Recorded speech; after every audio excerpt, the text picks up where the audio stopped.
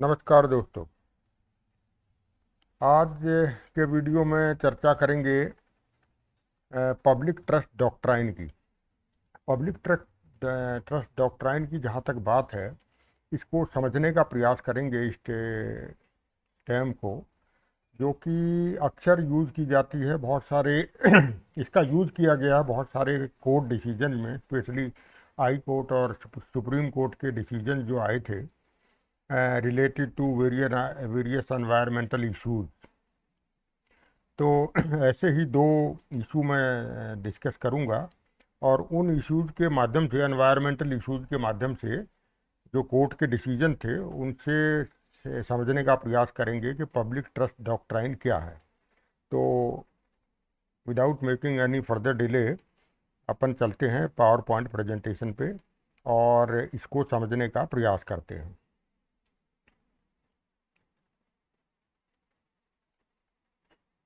ये देखिए, तो आज का टॉपिक रहेगा दोस्तों, understanding public trust doctrine through a court decision on an environmental issue. और इसमें जो केस लेने में जा रहा हूँ वो है एमसी मेहता वर्सेस कमलनाथ, 1997 का ये सुप्रीम कोर्ट का डिसीजन है, उसके माध्यम से समझेंगे। तो एमसी मेहता जो है, बहुत से आप लोगों को जानकारी होगी, जो पुराने लोग हैं उन्हें तो ज़रूर जानकारी है कि MC Mehta was a very popular name earlier in decades of 80s and 90s। 80 और 90s में एनवायरमेंटल इश्यूज से ये जुड़े रहे हैं, पर्यावरणविद रहे हैं, भारत के बहुत महत्वपूर्ण, बहुत इम्पोर्टेंट। और सिंगल हैंडेडली इन्होंने बहुत सारे केसेस लड़े और कोर्ट में जीते, और इनको बहुत सारे अवार्ड भी मिल चुके हैं राष्ट्रीय और अंतर्राष्ट्रीय स्तर पे। फॉर एग्जांपल, जहाँ तक मुझे याद आ रहा है, रहमान मगसेसी अवार्ड इन्हें मिला है public service commission public service की के लिए। और इसके अलावा पद्म श्री से भी इन्हें नवाजित किया गया है, 2016 में किया गया था।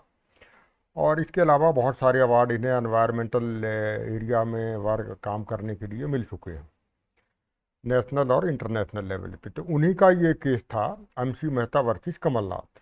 तो कमलनाथ साहब वही हैं जो 90 के शुरू के दशक में, अर्ली 90s में, 91 से 95 के आसपास, जब पीवी नरसिम्हा राव की सरकार होती थी सेंटर में, तो उस समय ये पर्यावरण मंत्री थे गवर्नमेंट ऑफ इंडिया में, और मध्य प्रदेश के बड़े कांग्रेस के लीडर हैं।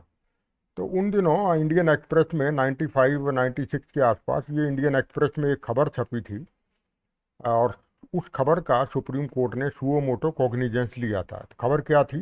हेडिंग था, Kamal Nath dares mighty Beas to keep his dream afloat. Beas, जैसे कि आपको पता है, एक बड़ी महत्वपूर्ण नदी है हिमाचल प्रदेश की, और कुल्लू, मंडी और सुंदरनगर डिस्ट्रिक्ट से होती हुई ये भाखड़ा डैम तक आती है।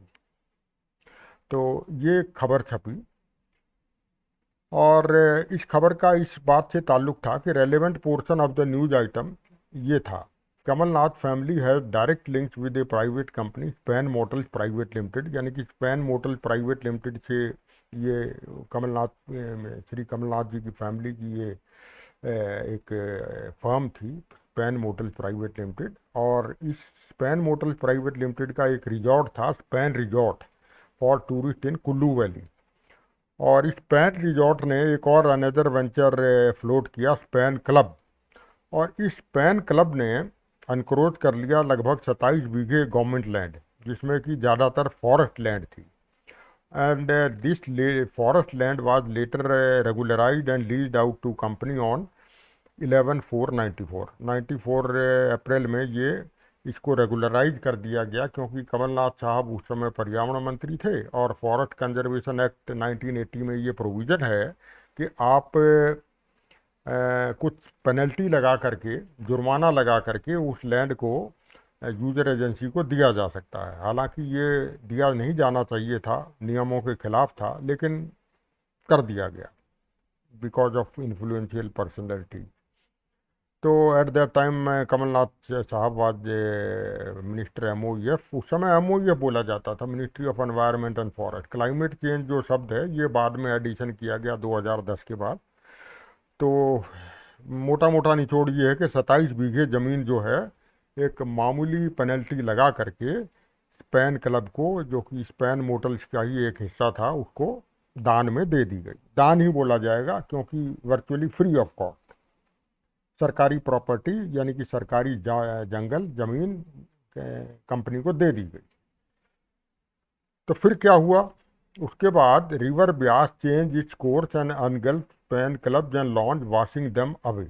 तो जो स्पेन क्लब था, जो कि एक किस्म से टूरिस्ट रिजॉर्ट था ब्यास नदी के किनारे, तो उसके बहुत सारा जो लैंड कब्जा की गई थी वो लैंड बह गई because river Beas change its course. जैसे अक्सर होता है कि रेनी सीजन में जब ज़्यादा पानी आता है तो नदी अपना कोर्स चेंज कर लेती है, तो वो बहुत सारा लॉन बह गए, तो टूरिज्म पे अफेक्ट पड़ा।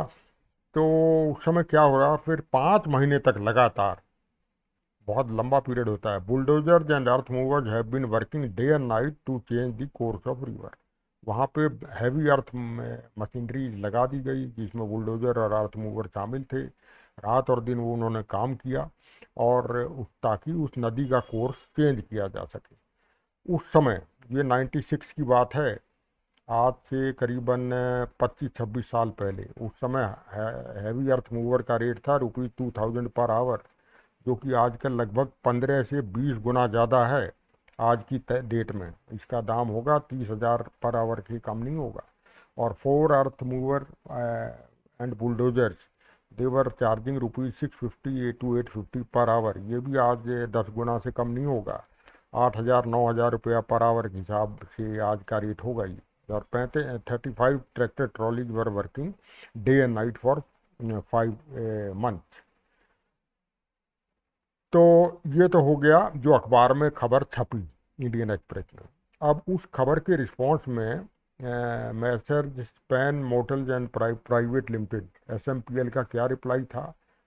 उनका रिप्लाई था कि if the works were not conducted by the company it would in future eventually cause damage to both banks of the river under natural flow condition. Company बोली भाई हम तो ये नदी का, अगर हमने ये काम नहीं अंडरटेक करेंगे तो दोनों तरफ के जो हैं किनारों को नदी लेकर के चली जाएगी, तो हम तो उसकी ड्रेजिंग कर रहे हैं। और dredging was done to provide depth to the river and thereby enhancing this capacity to cope with the large volume of water. उसकी डेप्थ बढ़ा रहे हैं ताकि उसमें ज़्यादा, उसकी कैपेसिटी बढ़ जाएगी, ज़्यादा वॉल्यूम ऑफ वाटर उसमें फ्लो कर सकेगा। तो ये कंपनी का रिस्पॉन्स था। और उन्होंने कहा कि दोनों तरफ हमने wire crates have been puts on the bank of the river and this has been done to strengthen and protect the bank from erosion and not for any form of river diversion। कि हम तो उनके bank को strengthen कर रहे हैं, हम कोई डाइवर्ट नहीं कर रहे। It is not necessary to divert the river because simply providing greater depth and removing debris deposit enhances the capacity of the river to accommodate greater flow of river. एक तो हम कैपेसिटी बढ़ा रहे हैं, नीचे का जो मलबा है नदी में वो हटा रहे हैं ताकि ज़्यादा वॉल्यूम उसमें अकोमोडेट कर सके, और साइड में हम वायर क्रेट्स लगा रहे हैं ताकि नदी का जो बैंक इरोजन रुक सके। ये कंपनी का रिप्लाई था। यानी कि कंपनी ने अभी भी नहीं माना कि हमने उस लैंड को कब्जा किया for the benefit of the company, for the benefit of the resort. तो कोर्ट ने फिर क्या कहा? सुप्रीम कोर्ट का मामला है ये। Supreme court by order dated 6 May 96 को ऑर्डर किया, directed the central pollution control board through its member secretary to inspect the environment around the area in possession of the motel and file a report. Supreme court ने direction दिया central pollution control board को, इनके member secretary को, कि आप जाइए और inspection कीजिए और फैक्चुअल रिपोर्ट हमें बताइए क्या है, क्या माजरा क्या है टोटल, यानी कि कितना कब्जा किया है, कितना बह गया, और वो जो कब्जा किया है वो टोटली आप बताइए कि वहाँ क्या उस समय स्थिति है। और फर्दर उन्होंने कोर्ट ने डायरेक्शन दिया कि meanwhile we direct that no construction of any type और no interference in any matter with the flow of river and with the embankment of the river shall be made by the span management. जो span motel company है वो अपना काम तुरंत रोके और कोई भी काम वहाँ नहीं किया जाएगा। Let the river flow in its natural manner. अब आती है डॉक्ट्राइन ऑफ पब्लिक ट्रस्ट, यानी कि जिसको हम पब्लिक ट्रस्ट डॉक्ट्राइन बोलते हैं। ये कंसेप्ट जो डिवाइड किया गया था, ये रोमन एम्पायर के टाइम का कंसेप्ट है, सदियों, आज से सैकड़ों साल पहले का। और इसका आइडिया था, इसका प्रिंसिपल क्या था? It was founded on idea that certain properties like river, seashore, forest, air were held by government in trusteeship for the free and uninterrupted use of the general public. इसका basic idea ये था कि कुछ properties हैं, natural properties हैं, जिसमें नदियाँ और समुद्र के किनारे, जंगल, हवा, वाइल्ड लाइफ, ये सब गवर्नमेंट को लुक आफ्टर करने हैं in the capacity of the trusteeship. Government इनको लुक आफ्टर करेगी ट्रस्टी बन करके, for the free and uninterrupted use of the general public, और इसके जो, ताकि इसका यूज कर सके जनरल पब्लिक। तो doctrine rest on principle that certain resources have such great importance to the people as a whole that it would be wholly unjustified to make them a subject of private ownership. तो doctrine का ये कहना है, ये मानना है, doctrine का जो प्रिंसिपल है कि इस तरह के जो ऑब्जेक्ट्स हैं, नेचुरल ऑब्जेक्ट्स हैं, उनको प्राइवेट ऑनरशिप में कन्वर्ट नहीं किया जा सकता कि कुछ कुछ लोगों की, इन्फ्लुएंशियल लोगों की वो संपत्ति बन के रह जाए, क्योंकि अल्टीमेट इसका मालिक, प्रॉपर्टी का मालिक जो है वो जनता है। ये जनता के लिए, फ्री यूज के लिए है, किसी प्राइवेट ऑनर के लिए नहीं है। Being gift of nature they should be made freely available to everyone irrespective of status in life. चाहे कोई हो, छोटा हो, बड़ा हो, आदमी हो, औरत हो, और बच्चा हो, बड़ा हो, तो ये सबके लिए बराबर है, सभी के लिए freely available, it should be made available freely to everyone irrespective of status in life, क्योंकि ये नेचर के गिफ्ट हैं। तो therefore this doctrine enjoins upon government to protect the resources for the enjoyment of the general public rather than to permit their use for private ownership or commercial purpose। इसका मतलब ये है कि doctrine ये कहती है, गवर्नमेंट पे ये जोर देती है, फोर्स करती है कि आपको ये प्रोटेक्ट, ट्रस्टी के फॉर्म में, ट्रस्टी का मतलब है लीगल टर्म्स में जो कि किसी प्रॉपर्टी को लुक आफ्टर करता है for the benefit of the third party. यहाँ थर्ड पार्टी हो गई आपकी जनता, जनता जनार्दन। तो government as a trustee has the natural responsibility to protect the resources for enjoyment of the general public, और उसको प्राइवेट ऑनरशिप में या कमर्शियल पर्पज़ के लिए यूज नहीं किया जा सकता इस तरह के ऑब्जेक्ट्स को, जैसा कि यहाँ किया गया है, नदी को और फॉरेस्ट लैंड को अनक्रोच करके।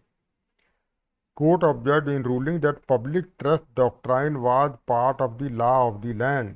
रोमन अम्पायर से वो अंग्रेज़ों ने एक्सेप्ट किया, और अंग्रेज़ों का जो लॉ था वो हमने एक्सेप्ट किया आफ्टर इंडिपेंडेंस।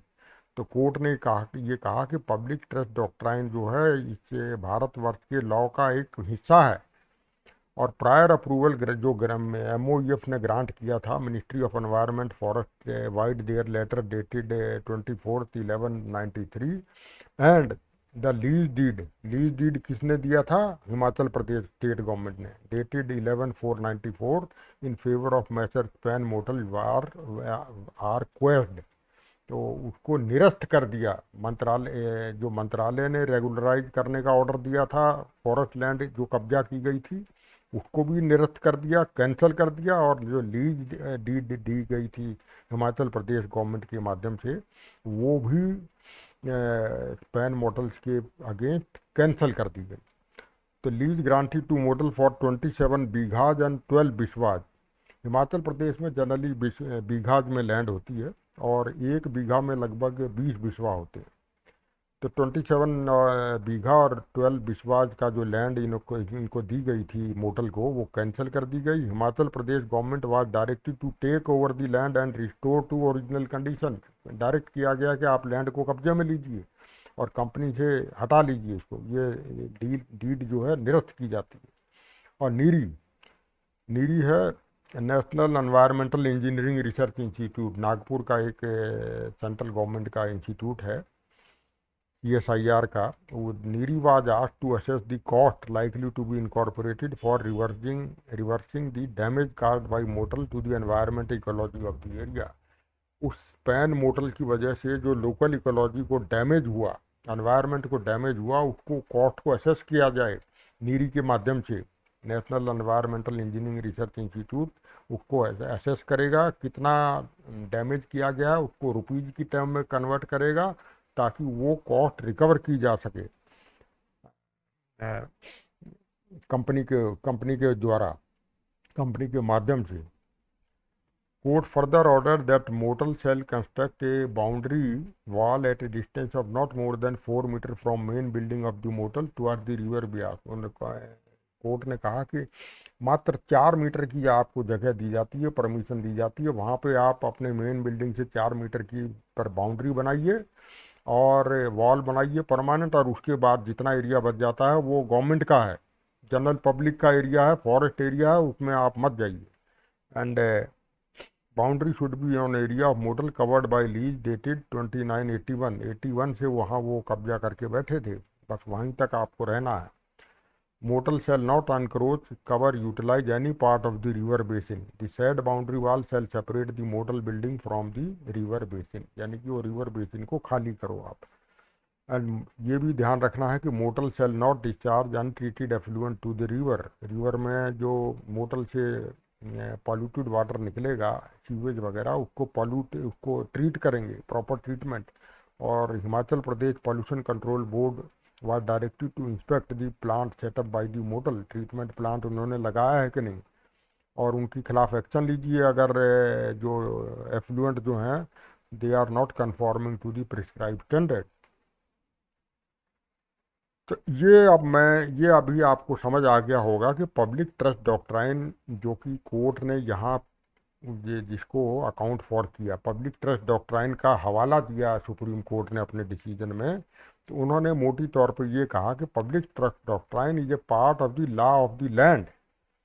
और उन्होंने ये कहा कि फिर से मैं दोहरा रहा हूँ कि ये कहा गया कि आवर लीगल सिस्टम, यानी कि हिंदुस्तान का जो लीगल सिस्टम है, is based on English common law. क्योंकि हमने ज़्यादातर लॉ जो एक्ट हैं वो अंग्रेज़ों से लिए गए आफ्टर इंडिपेंडेंस। तो that our legal system include the public trust doctrine as a part of it jurisprudence. हमारे लॉ प्रोसेस का ही हिस्सा है।